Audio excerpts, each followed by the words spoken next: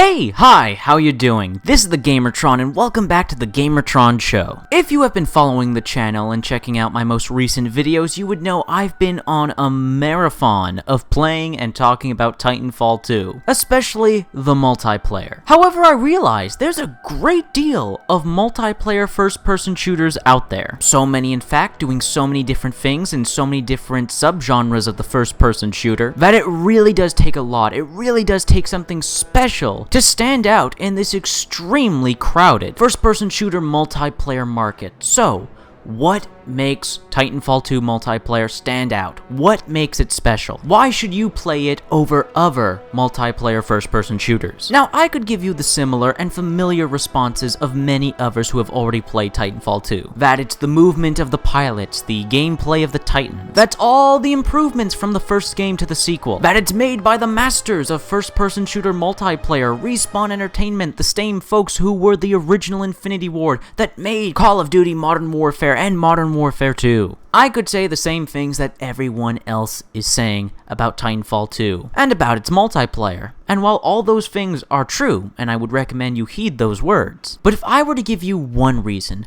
one definitive, all-encompassing reason why Titanfall 2 is special and different and a must-play for fans of multiplayer first-person shooters, it's as simple as this. No match in Titanfall 2 will ever feel the same. They will never look the same. They will never play the same. Every match of PvP in Titanfall 2's multiplayer is truly devoid of repetition. But what exactly do I mean by that? Well, let's look back to Call of Duty. There are many reasons why I'm not fond of Call of Duty PvP multiplayer, but one of the many reasons, and I think a few people can attest to this, is that multiplayer matches in Call of Duty, after a while, feel extremely similar to one another, with players using the same weapons, the same tactics, running around and getting into shootouts on the same parts of the map, using very similar loadouts and kits. After a while, it all just starts to blur together, and actual, special, one-of-a-kind,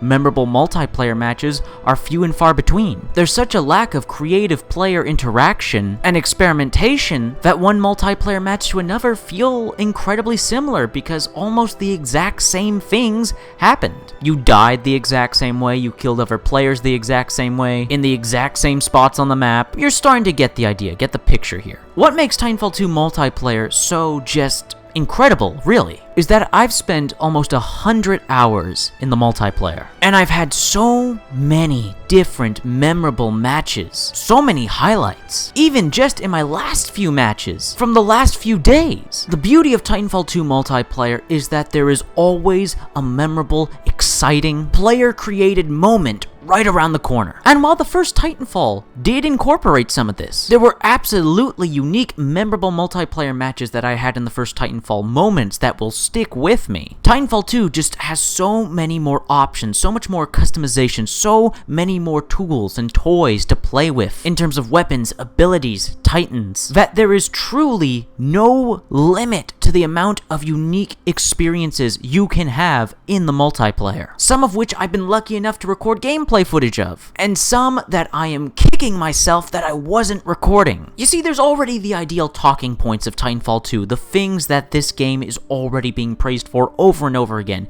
Its movement, its mechanics, its shooting. For both pilots and Titans, the new weapons, the mechanics and challenges and skill that they entail, the abilities, the map memorization, the level design of the maps, how depending on what game mode you're playing on completely changes how you interpret and traverse the map. All this and more mixes together, combines together, to create player-generated moments that you just can't find in other video games. And we've been getting that a lot recently with our multiplayer first-person shooters, games like Rainbow Six Siege, Overwatch, where no two matches are ever truly the same because of their options, because of their mechanics. For instance, to just name off a moment that happened to me in Titanfall 2 multiplayer that I wish I was recording for, there was a moment on the map, Forward Base Kodai, that I was in my Scorch Titan, and I was teamed up with another allied Scorch Titan. We were going down this kind of central hallway intersection in the middle of the map, looking for shit to kill, and we just so happened to come across two enemy Scorch Titans, 2 enemy players with Scorch Titans. Now, Scorch is a Titan who's all about AoE attacks, fire, dealing a lot of damage over time over a large radius. And since we were 4 Scorches in a small, enclosed corridor, we were all firing our Thermite launchers, our gas grenades, laying down firewalls, to the point where the entire hallway corridor, the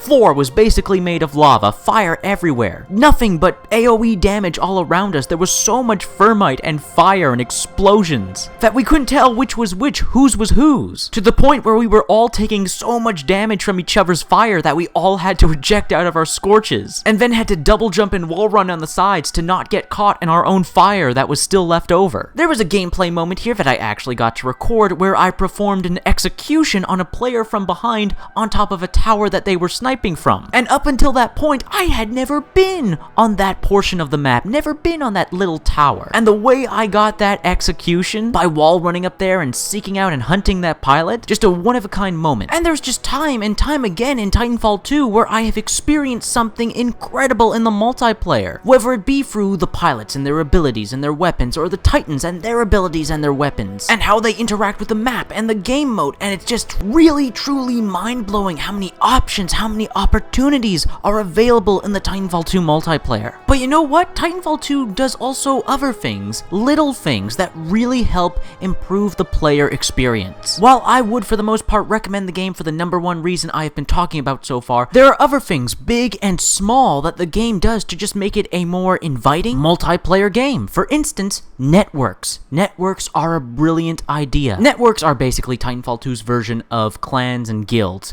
And the thing is, they're incredibly easy to create. Literally, with just a few clicks of a button, you have your own network built, and you can invite people to your network, you can share other networks, you can join other networks, you can be a member of multiple networks, you're not tied down to one. And this is such an awesome, simply awesome system for getting together with other players. Finding players that want to play the same game modes as you, finding players that maybe want to start a community tournament, finding players that actually want to teach and help new players to get better at the game. Networks are just a brilliant addition. And then we have Titanfall 2's progression system, where every single weapon, every single Titan can be leveled up, and their leveling up contributes to your overall leveling up. This promotes and encourages players to try out all the weapons, try out all the Titans, try to level them all up. Of course, you will have your personal favorites and preferences, but if you want to level up faster, you'll want to level up multiple weapons and multiple Titans. And finally, and now this is just a very little, very personal thing,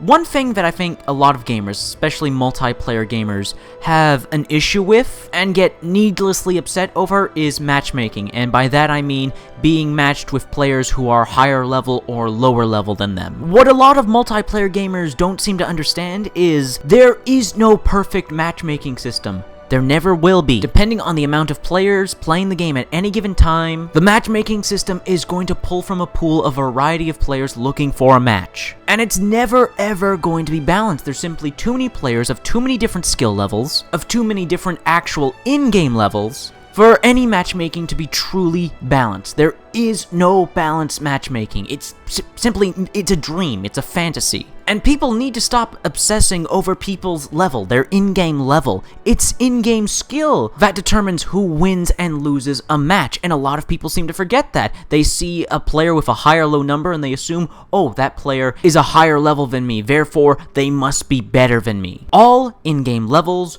ranks, reputation, whatever you call it, whatever the number attached to your player profile is, it does not represent skill. It represents time played. If you're a high level, high rank, high rep, all that says is you've been playing the game for a long time in order to have leveled up that many times. But a lot of multiplayer gamers ignore this fact and assume that if you're on a team with a bunch of low-level players and going up against a team with a bunch of high-level players, oh, it's unbalanced, the matchmaking's terrible, we're going to lose automatically. Doesn't matter who's actually good or bad at the game, oh, it's all determined by the numbers. I love how Titanfall 2 completely does away with that. While you can look at individual players' level when you look at the scoreboard. When in-game, when in the actual multiplayer match, when looking at the scoreboard, you can't see everyone's level and rank. Which, for being such a tiny, insignificant thing, I think helps the game. Because when you get into a match and you don't know what level or rank your teammates or the enemy team is, then you don't go in with this automatic mental assumption of that you're gonna win or lose. Instead, match victory and how well you do in the game is determined by your individual skill. And before someone points this out in the comment section, because I know someone will, yes, I know you can see people's level and rank when you die and are killed by them. But unless you get killed by every single member of the enemy team and have photographic memory to remember all their levels, it's gonna be pretty tough to determine the rank and level of every player on the enemy team. Point is, you can't see people's level and rank on the scoreboard, and this promotes just a more positive, neutral attitude. Instead of going into the game thinking, oh, we're gonna get our asses kicked, or oh, we're gonna dominate, you go into the match going, okay, let's do this. Which I think is a nice step forward for breaking this really dumb multiplayer gamer mentality of your rank, your level determines your skill level. Again, this is just a tiny little thing that Titanfall 2 does, but it helps improve the player experience by getting rid of that assumption, of that mental assumption going into a multiplayer match. Overall, however, you've all heard me gush and praise Titanfall 2 multiplayer to no end. I love this game. I love its multiplayer. I'm going to be playing this game for years. I look forward to its future updates, its future free content. I look forward to the future of Titanfall. Anyways, guys, that's been a video. I hope you liked the video. If you did indeed enjoy the video in any way, shape, or form, please be sure to hit the like button. Hitting the like button helps me, helps everybody involved in the video. If you hit the like button, please leave a comment. What are your thoughts, feelings, and opinions on the topic of this video? Let me know your thoughts, feelings, and opinions in the comment section below. I love reading comments. Getting nearly enough comments. Please leave a comment. If you want to help out and support this video, then please share it on social media, Twitter, and Facebook. And if you want to help out and support me directly, then please consider pledging and becoming a patron on my Patreon. Anyways, guys, that's been a video, and I'll see you all later.